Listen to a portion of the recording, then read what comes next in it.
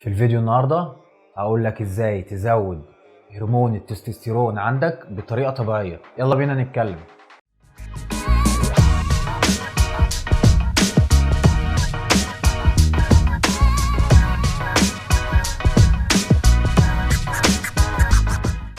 ازيكم يا شباب، عاملين ايه؟ يا رب تكونوا بخير. قبل ما نتكلم عن الطرق اللي هتزود بيها هرمون التست في جسمك، عايزين نسأل نفسنا كام سؤال. ايه هو هرمون التستوستيرون؟ ايه اهميته؟ ايه اشهر علامات نقص هرمون التست في الجسم؟ رابع حاجة، الطرق اللي هتزود بيها الهرمون. اول حاجة، ايه هو هرمون التست؟ هرمون التست ده هو هرمون الذكورة، بيتفرز عند الرجالة وعند السيدات، بس بالنسبة للرجالة بيفرزوه بكميات اضعاف السيدات. بيتفرز في الرجاله في الخصيه، في السيدات في المبيض وفي الغده الكظريه، وهو هرمون من هرمونات النمو.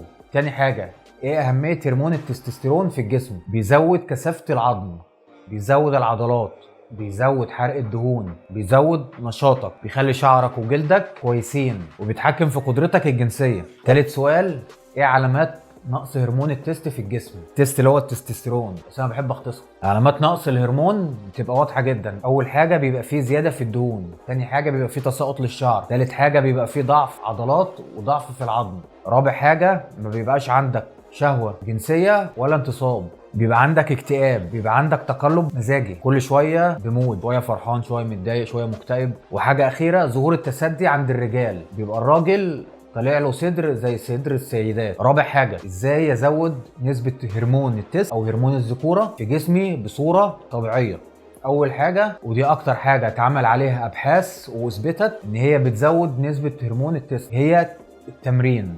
تمرين الحديد، تمرين رفع الاثقال، تمرين المقاومه. انزل اتمرن على قد ما تقدر، العب اوزان حره، العب تمرينات مركبه، العب ديد ليفت. مش قادر تعمل الحاجات دي كلها، اتمرن في بيتك، اعمل ضغط، هات لك دمبلين. انا بعمل سلسله حلقات تمرينات منزليه، ما تنساش تبقى تشترك في القناه عشان ما تفوتكش. وفي حاجه كمان، في ابحاث اتعملت اكدت ان الاشخاص اللي بيتمرنوا وبيعملوا تمرينات مقاومه ورفع اثقال بيبقى نسبه الهرمون عندهم ازيد باضعاف من الاشخاص العاديين اللي هم ما بيعملوش اي تمارين واي رياضه. تاني حاجه دي مهمه جدا، نام كويس، ما تنامش اقل من 8 ساعات في اليوم. في دراسات اتعملت ان الاشخاص اللي بيناموا 5 ساعات بس في اليوم نسبه هرمون الذكوره عندهم بتقل بنسبه 15%. نام كويس 8 ساعات اقل واجب، نام بدري اصحى بدري.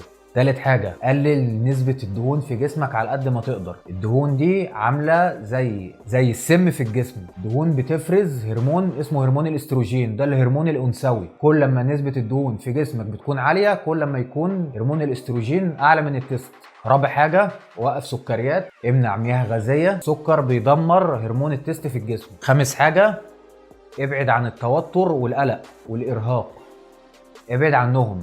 لما انت بتبقى تعبان وفي حاله ارهاق، جسمك بيتفرز فيه هرمون مش كويس اسمه الكورتيزول، ده اسمه هرمون القلق. ده كل لما نسبته بتعلى في الجسم نسبه التست بتقل. حاول على قد ما تقدر ما تكتئبش. رقم 6، خد فيتامين د والزنك، وحاول تعرض نفسك يوميا للشمس. رقم 7، لازم تلتزم باكل صحي. الاكل الصحي عباره عن بروتين، كارب، دهون صحيه. الدهون الصحيه تبقى نسبتها من 20 ل 30% من نظامك الغذائي في اليوم. الدهون الصحيه بتلاقيها في المكسرات، كاجو، فول سوداني.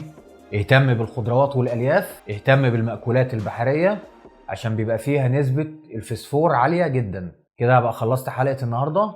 لو الحلقه عجبتك ما تنساش تعمل لايك وسبسكرايب، واستنى الحلقات الجديده. سلام.